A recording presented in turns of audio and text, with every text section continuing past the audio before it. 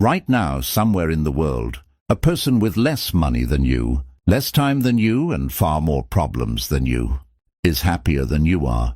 Not because life handed them something easier, not because they got lucky, but because without even realizing it, they built a handful of small habits into their day.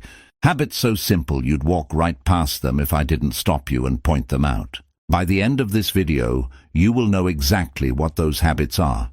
Not vague advice like be positive or live in the moment. Real, specific, repeatable actions that the calmest, most content people on earth practice every single day.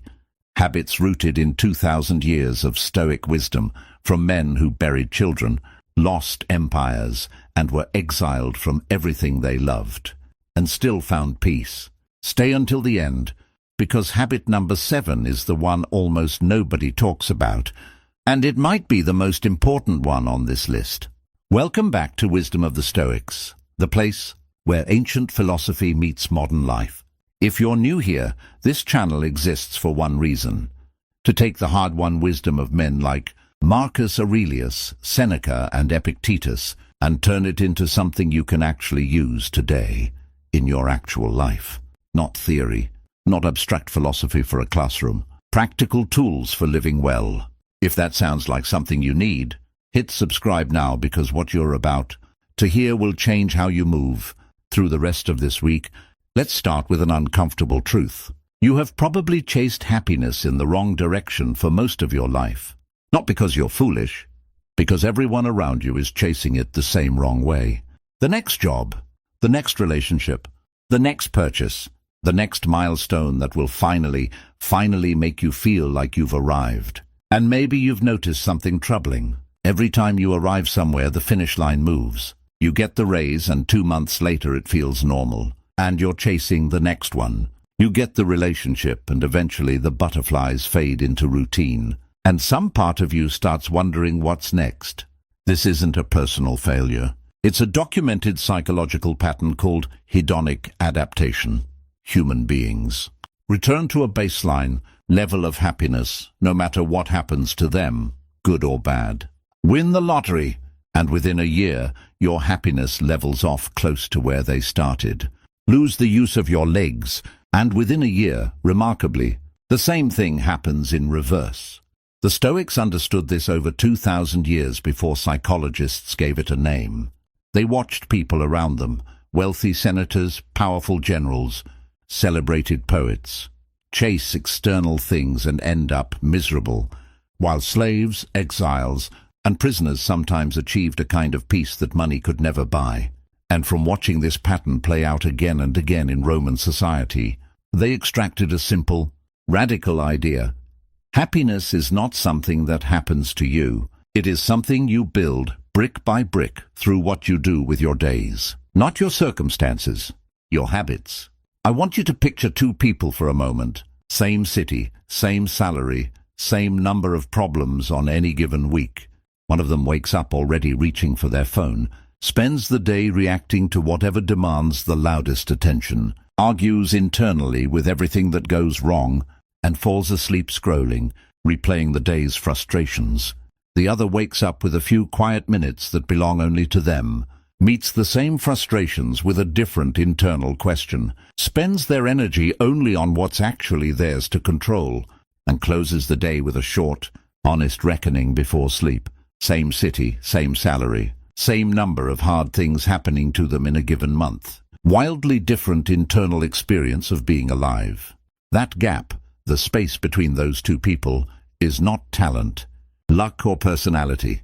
It is habit, repeated daily until it becomes identity. This video is going to walk you through 9 of those habits.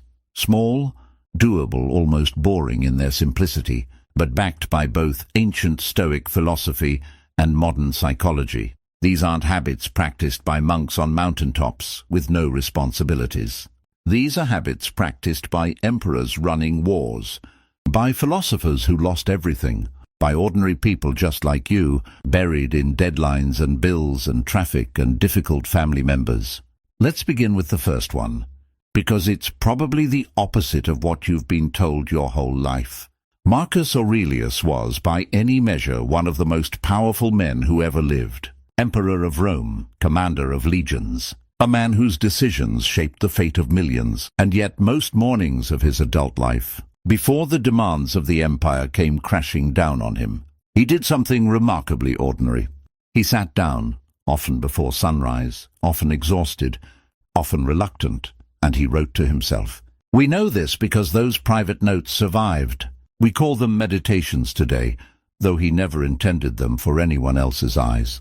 And in one of the most famous passages, he writes to himself something like this: At dawn, when you have trouble getting out of bed, tell yourself, I am rising to do the work of a human being.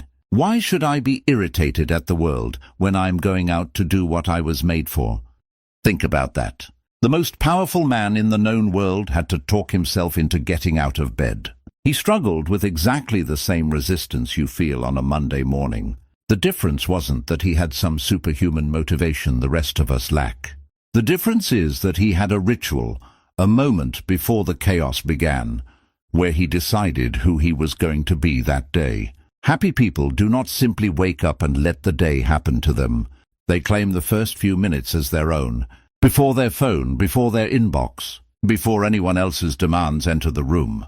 It doesn't need to be an hour of meditation and journaling and cold plunges. That's the version social media sells you, and it's exhausting just to watch. For most people who genuinely practice this, it's 5 or 10 minutes, a cup of coffee in silence, a short walk before checking a single notification, a few lines written in a notebook about what actually matters today, separate from what merely feels urgent. Here's why this works, and it's not mystical. It's mechanical. The first thing you do each morning sets the tone for your nervous system for hours afterward. If the first thing you do is open your phone and absorb 15 strangers' opinions, 3 emergencies that aren't actually emergencies, and a stream of comparison through social media, you have handed the steering wheel of your emotional state to other people before you've even stood up. You are reactive before you've had the chance to be intentional. Epictetus, a man who spent years of his life as a slave before becoming one of history's great philosophers, put it plainly: some things are within our control, and some things are not. Your circumstances arrive whether you like it or not, but how you meet them, that first internal posture, that's yours. Claim it before the world claims it for you. Try this tomorrow. Before you touch your phone, before you check anything, give yourself 60 seconds. Just 60 to ask one question. Who do I want to be today, no matter what happens? You don't need a perfect answer. You just need to ask before the noise starts. Think about the last time you woke up and immediately reached for your phone. Maybe it was this morning. You opened your eyes, and within 30 seconds, you were already absorbing someone else's bad news, someone else's vacation photos, someone else's argument in a comment section.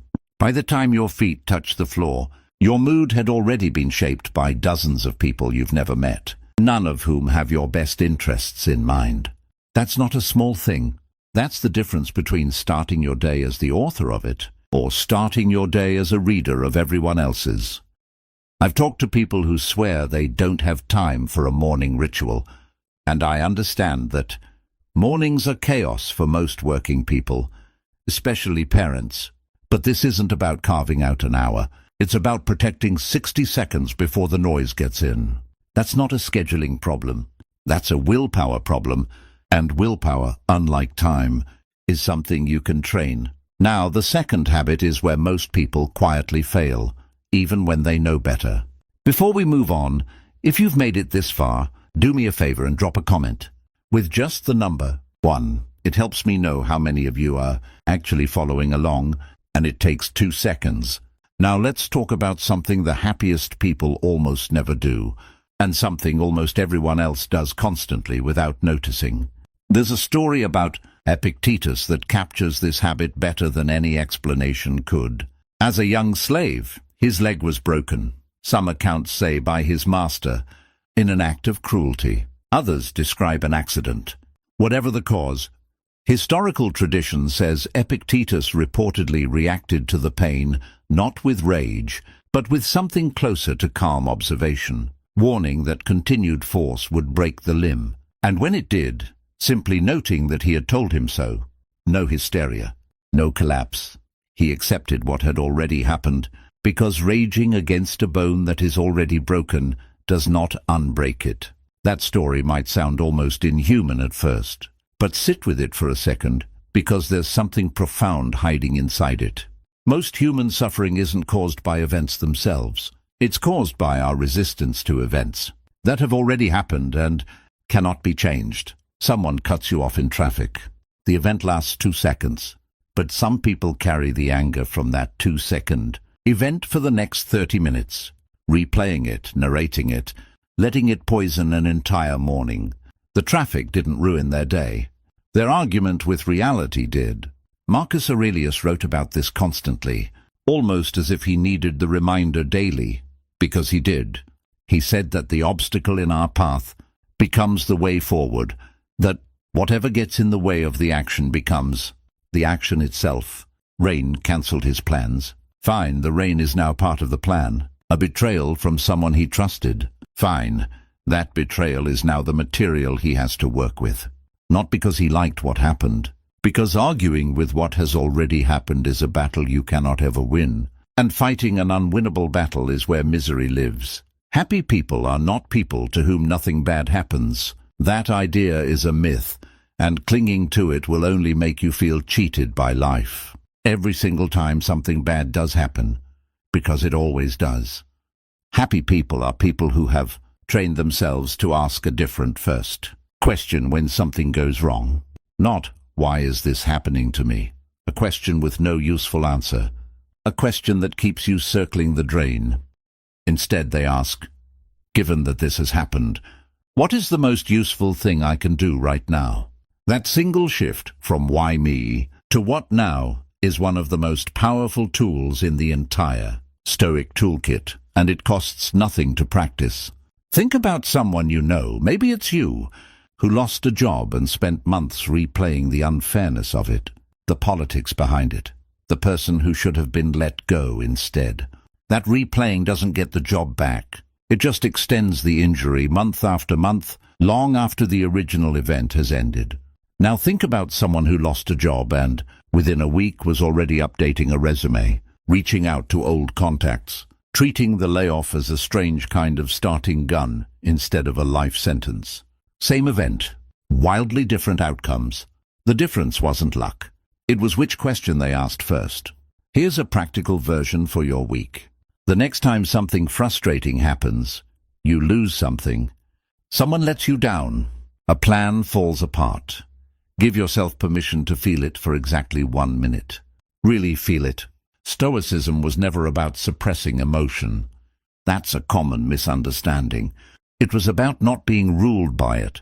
So feel it fully for 60 seconds, and then ask the question, what now? You'll be shocked how much energy that question returns to you. Energy you would have otherwise spent arguing with something that already happened and was never going to change because you were upset about it. Which brings us to a habit that sounds almost too simple to matter, until you realize how rarely anyone actually does it. Picture Marcus Aurelius at his writing desk, deep in a section of Meditations, and he draws a distinction that changed how I think about my own anxiety the first time I truly understood it. He separates the things that are up to us from the things that are not up to us. Our judgments, our efforts, our desires, our own conduct, these are up to us. Our body, our reputation, other people's opinions, the outcome of events we've already done our best on. These are not up to us, no matter how much we obsess over them. Here is what almost nobody tells you about unhappiness. An enormous percentage of it comes from spending your limited emotional energy on things that were never yours to control in the first place. Think about your average day. How much of your mental energy goes toward things you cannot actually change? What a stranger online thinks of you. Whether a coworker likes you. What might happen next year in the economy. Whether a person from your past has moved on. Whether your kids will turn out okay in 20 years. All real concerns, and almost entirely outside your control in this moment. Happy people are not people who don't care about these things. They're people who have gotten ruthlessly honest about where the boundary sits, and they've stopped bleeding energy across it. They still work hard, they still love deeply, they still show up fully for their responsibilities, but they've learned to release their grip on outcomes the second their effort ends. There's a phrase used in Stoic circles for this: the dichotomy of control. It sounds academic, but it plays out in something as small as a work presentation. You can control how well you prepare. You cannot control whether your boss likes it, whether the client says yes, whether a colleague takes credit for your idea. Pour everything into the part that's yours. Release your grip the moment it leaves your hands. Try this test this week. Every time you notice yourself spiraling, replaying a conversation, worrying about an outcome, obsessing over someone's opinion, ask one blunt question. Is this actually up to me, right now, in this moment? If the answer is no, you're not being asked to stop caring. You're being asked to stop suffering over something your suffering cannot change. Redirect that same energy toward the next thing that actually is up to you. That redirection, repeated daily, is one of the quietest but most powerful sources of peace a human being can build. I want to be honest with you about something here, because I don't think this idea gets said enough. This is genuinely hard to practice, especially with people we love. Telling a parent, let go of worrying about your adult child's choices, can sound cold, almost heartless, if you don't understand what the Stoics actually meant. They weren't saying stop loving people. They were saying love people fully, show up for them fully, and then release your grip on what you cannot control about their choices, because gripping tighter doesn't protect the people we love. It just exhausts us without changing their path even slightly. The letting go isn't about caring less. It's about suffering less for exactly the same amount of love. Now, quick pause. If this is resonating with you, hit that like button right now. It genuinely helps this video reach more people who need to hear it. And it costs you nothing. Now let's talk about something the happiest people do with their mornings and evenings that most people skip entirely, thinking it's a waste of time. Seneca, in his letters to a younger friend named Lucilius, described a nightly practice he had learned from another philosopher, a habit of asking himself, once the lights were out and the house had gone quiet, a series of honest questions. What bad habit did I curb today? What fault did I resist? In what way am I better? He described examining his entire day, going over what he'd said and done, hiding nothing from himself, sparing nothing. This is not the same as journaling for the sake of journaling, or the vague self-help idea of reflecting. This is closer to an honest audit. Not to punish yourself. Seneca is explicit that this should be done gently, like a friend reviewing your own conduct rather than an enemy searching for ammunition. The goal isn't guilt. The goal is awareness. You cannot improve what you refuse to look at honestly.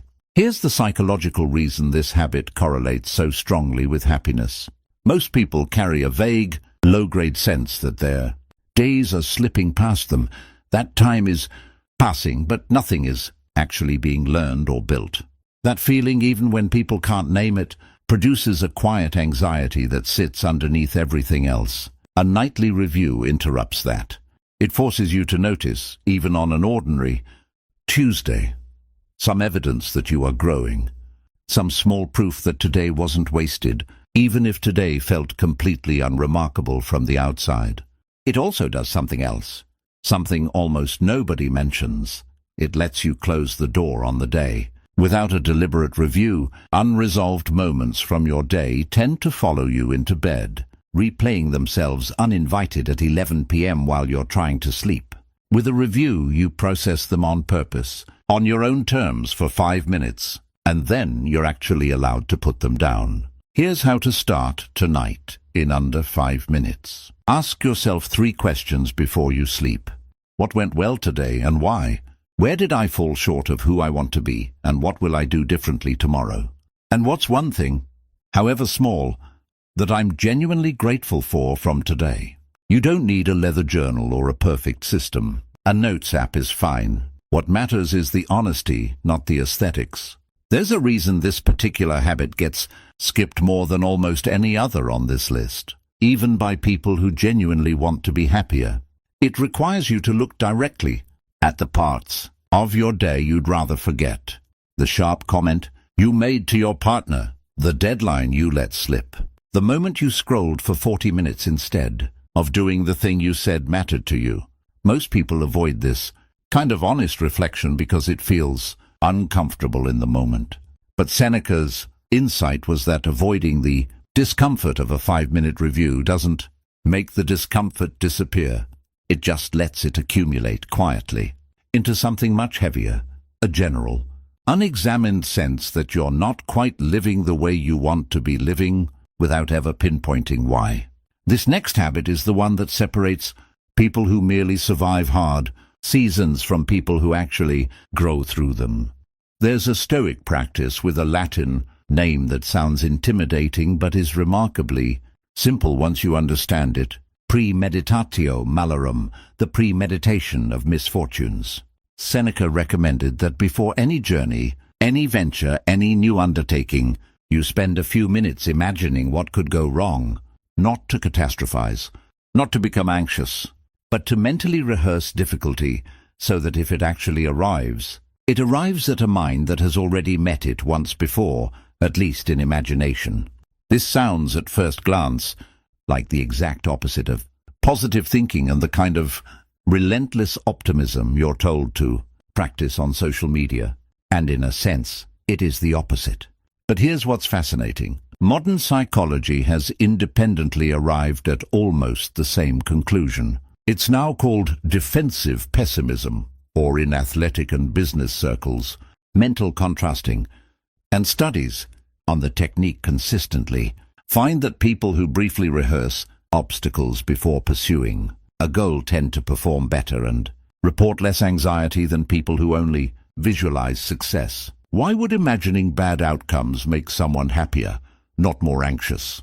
Because most anxiety isn't caused by difficulty itself. It's caused by difficulty arriving unrehearsed, catching us in a state of denial that this could ever happen to us.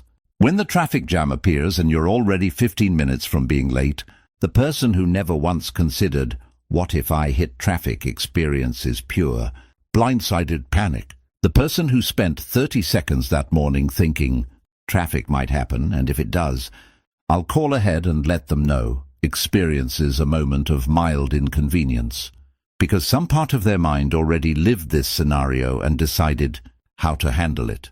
Marcus Aurelius did this daily, almost as a form of armor.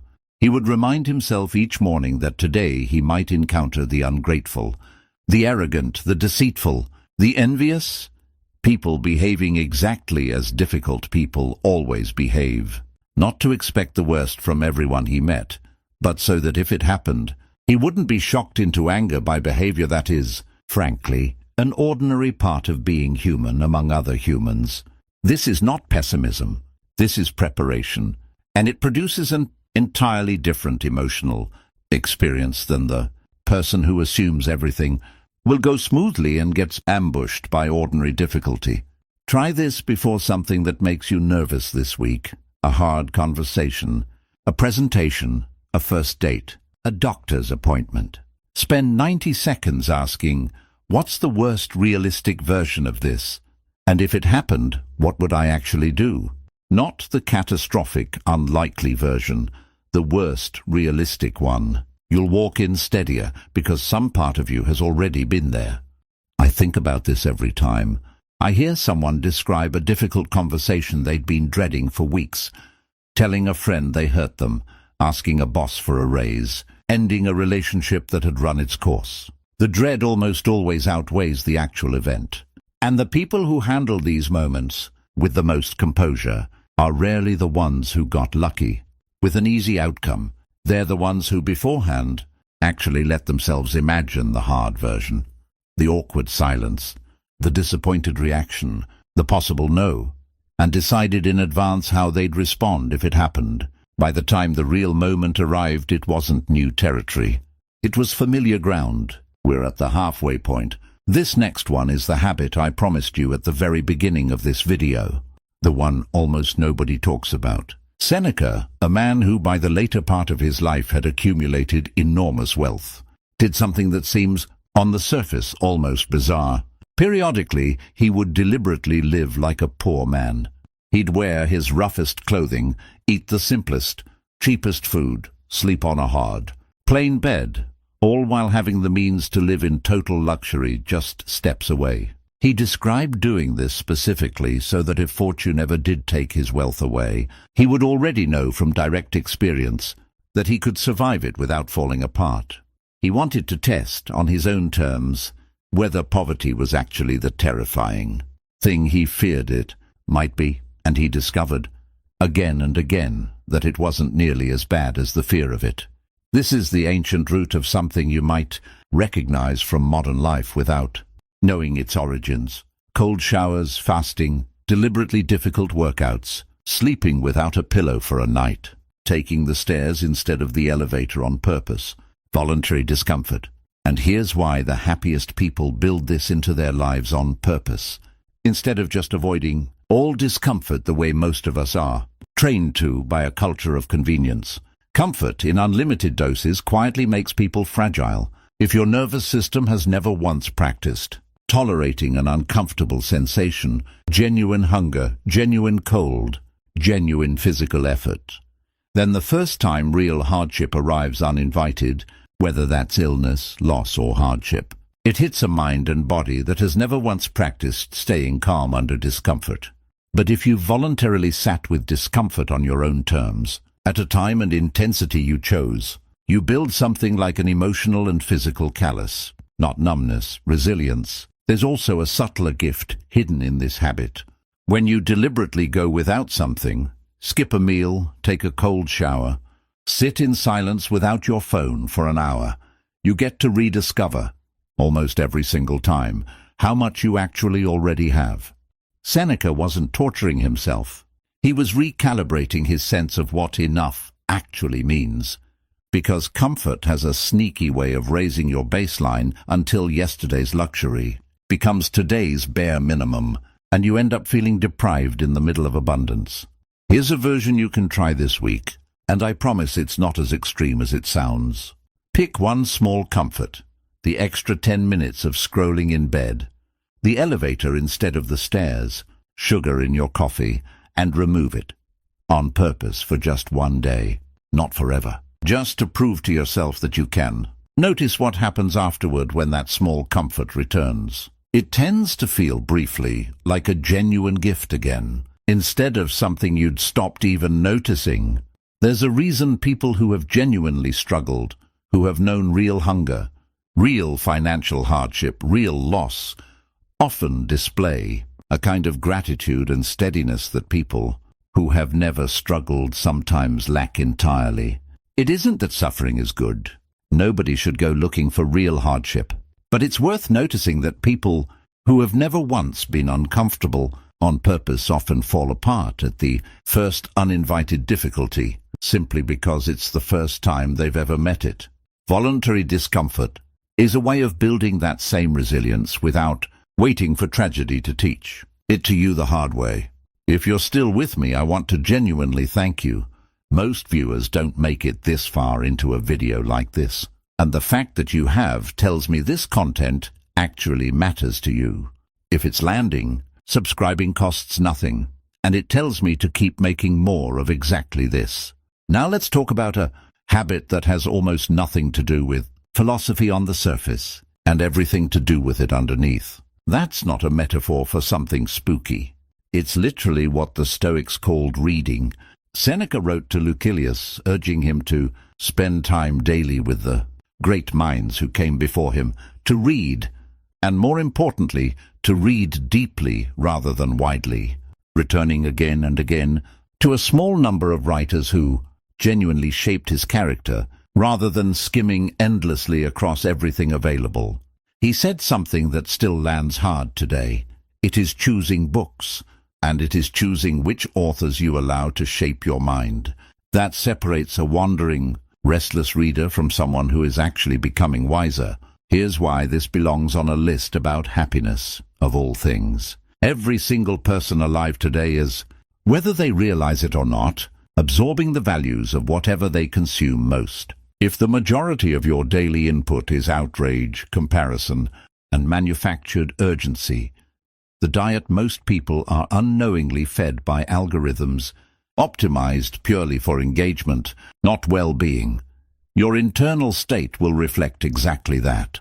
You cannot marinate in anxiety-inducing content for hours a day and expect to feel calm. The happiest people I've studied, read about, and honestly met in my own life tend to share one quiet trait.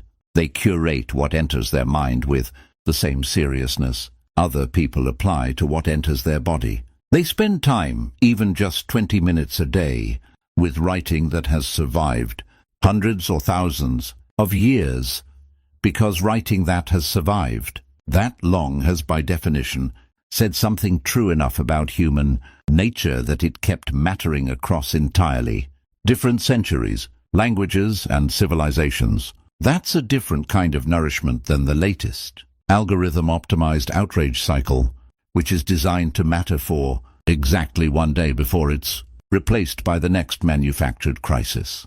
This doesn't mean throw away your phone or become a hermit. It means being intentional.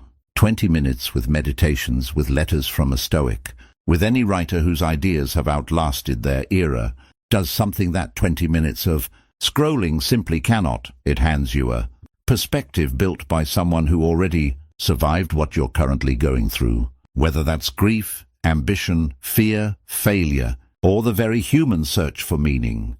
Here's a simple way to start. Pick one page, just one page, of a genuinely great old book, and read it slowly before you pick up your phone in the morning. Not for productivity, not to finish it fast. To spend a few minutes each day on purpose, in the company of someone wiser than the algorithm. I think of this habit almost like choosing your dinner guests. If you could sit at your table each evening with anyone from history, would you invite the version of humanity currently screaming for attention on your phone, outraged, exaggerating, competing for your reaction? Or would you rather sit with someone like Marcus Aurelius, exhausted after a day of running an empire, admitting quietly to himself that he too struggled, that he too failed, that he too had to start over again the next morning? One guest leaves you agitated. The other leaves you steadier than you were before you sat down. You get to choose who joins you. Most people simply forget they're allowed to. Let me pause here and say something directly to you, because I think it matters. If any of these first 7 habits felt like they were describing a part of your life you already suspected needed attention, that's not a coincidence, and it's not an accident that you're still watching. Something in you already knows which of these habits you're missing. Keep that feeling in mind, because I'm going to ask you about it directly before this video ends. Marcus Aurelius opens the very first section of Meditations with something people often skip past too quickly. Before any philosophy, before any advice on how to live, he simply lists the people in his life and what each one taught him. His grandfather's gentleness, his mother's piety and generosity, his tutor's ability to endure hard work. Page after page, name after name, specific trait after specific trait. This is gratitude, but not the fluffy greeting card version of gratitude that gets mocked online. This is precise, specific, almost forensic in its detail, and that specificity is exactly what makes it work. Modern psychology backs this up almost perfectly. Vague gratitude. I'm grateful for my family, repeated the same way every day, loses its emotional power quickly because the brain adapts to vague, repeated statements the same way it adapts to anything repeated without variation. But specific gratitude, naming exactly what someone did, exactly why it mattered, exactly how it changed something for you, keeps producing a real emotional response, because it forces your mind to actually relive the moment rather than just repeat a phrase. Happy people don't wait to feel grateful. That's the crucial distinction. They treat gratitude as a discipline, something practiced on purpose whether or not the feeling shows up first. Much like Marcus Aurelius, on a day when the empire was falling apart around him, on a day filled with betrayal and exhaustion, still sat down and specifically named what his teachers and family had given him. He didn't wait until he felt like it. The practice came first. The feeling, more often than not, followed. Try this tonight and be specific. This is the part almost everyone gets wrong. Not, I'm grateful for my friend. Instead, I'm grateful that my friend called me back at 11 p.m. last week, even though she had work in the morning. Just because she could hear something was wrong in my voice. That level of detail is what actually moves the needle. Vague gratitude is a habit that fades. Specific gratitude is a habit that compounds. Consider how differently two people can experience the exact same ordinary Tuesday. One person walks through the day noticing nothing in particular. The commute is just a commute. The co-worker's help is just expected. The dinner on the table is just dinner. Another person practicing this same discipline notices that the bus actually came on time for once, that a co-worker stayed 10 extra minutes to help without being asked, that someone cooked a meal out of love rather than obligation. Nothing about the day itself was different. What was different is that one person trained their attention to catch the good. That was already there, quietly the whole time. One more thing before the final habit, because it's the one that ties everything else together. This might sound like the darkest habit on this entire list, and I understand if it makes you uncomfortable. But stay with me, because this is, without exaggeration, one of the most life-changing ideas in the entire Stoic tradition, and it's the reason emperors, philosophers, and ordinary Romans 2,000 years ago found genuine peace in the middle of chaos. Memento mori. Remember that you will die. Roman generals, according to tradition, would have a servant walk behind them during victory parades, whispering some version of, "Remember, you are mortal," even during their greatest moments of triumph, when it would have been easiest to believe they were invincible.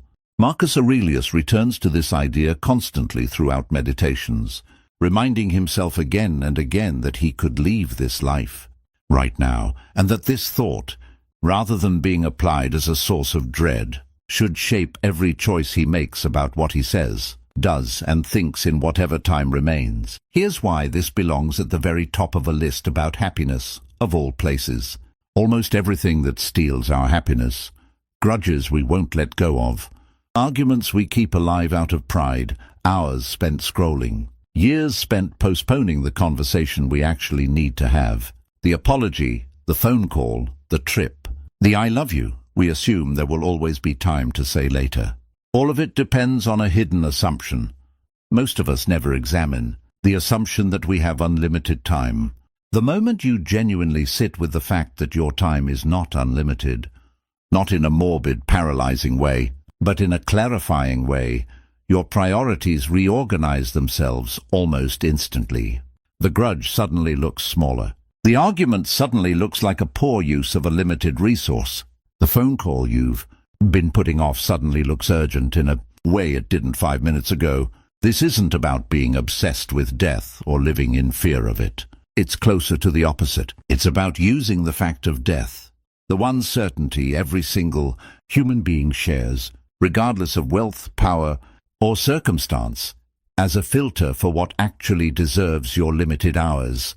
The happiest people are not the people who ignore this fact. They're the people who have made peace with it, and let that peace clarify exactly how they want to spend today. Try this gently tonight. Ask yourself one honest question. If I had significantly less time than I assume I have, what would I stop tolerating? What would I finally say? What would suddenly stop mattering at all? You don't need to answer it perfectly. You just need to let the question do its work. Almost everyone who has sat beside a dying parent, or survived a serious diagnosis, or lost someone suddenly without warning, describes some version of the same realization afterward. How much time they spent on things that, in hindsight, meant almost nothing, and how little time they spent on the handful of things that meant everything. The tragedy isn't that this realization comes. The tragedy is how often it only comes after the time to act on it has already run out. Memento mori is simply an invitation to have that realization now, while there's still time left to actually do something with it. I want to tell you about a moment that, to me, captures everything we've talked about tonight.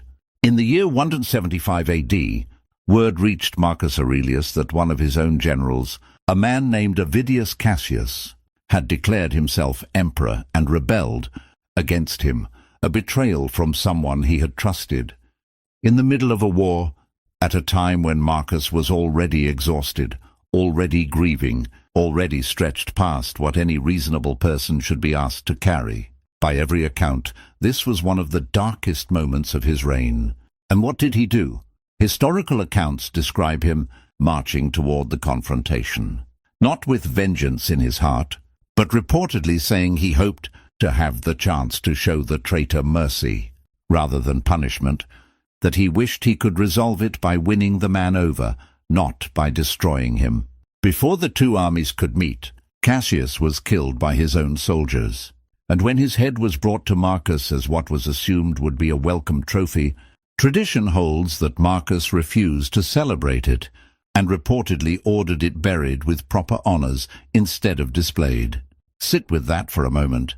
A man betrayed at the worst possible time, with every justification in the world to want revenge, chose mercy instead, not because he was weak, not because he didn't feel the sting of the betrayal, but because he had spent years training himself, day after day, in exactly the habits we've walked through tonight. The morning reflection that reminded him who he wanted to be, the refusal to argue with what had already happened, the discipline of controlling only what was his to control, the nightly honesty, the rehearsal of hardship, the voluntary discomfort that had already taught him he could survive worse than this, the wisdom of those who came before him, the gratitude for what remained, and the constant quiet awareness that none of this, his power, his empire, his enemies, his own life, would last forever.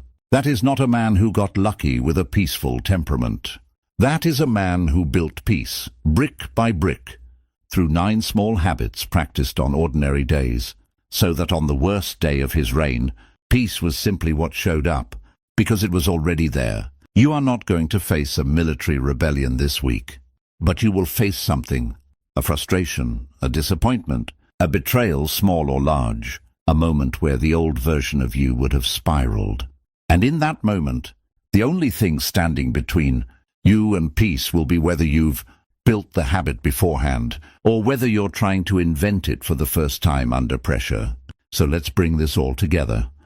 The happiest people you'll ever meet are not happier because life was easier on them. Marcus Aurelius buried multiple children and led Rome through a devastating plague while personally commanding brutal military campaigns. Seneca was exiled, later forced to end his own life by a tyrant he'd once tutored. Epictetus began his life enslaved, with a body permanently damaged by cruelty. None of them had an easy path. All of them found peace anyway. They found it in 9 small, repeatable, almost boring daily habits, claiming the first minutes of the day before the world claims them, refusing to argue with a reality that has already happened, narrowing their concern to only what's actually within their control, reviewing each day honestly, without cruelty, rehearsing hardship before it arrives, so it never catches them unprepared, choosing discomfort on purpose, so real hardship never breaks them when it eventually arrives uninvited, spending time daily with minds wiser than their own, practicing gratitude as a discipline rather than waiting for a feeling, and remembering without fear that their time is finite, and letting that single fact clarify everything else on this list. None of these habits require money. None of them require permission from anyone else. None of them require your circumstances to change even slightly before you can begin. That's exactly what makes them so powerful, and exactly why they've survived, completely intact for over 2,000 years, because they were never dependent on circumstances in the first place. You don't need to adopt all 9 tomorrow morning. Pick one, just one. The one that made you pause somewhere in this video, the one that quietly nagged at you a little. Practice that single habit for the next 7 days, deliberately and on purpose, and notice, really notice, what shifts. If this video gave you something real, something worth carrying into tomorrow, I genuinely appreciate you hitting like before you go.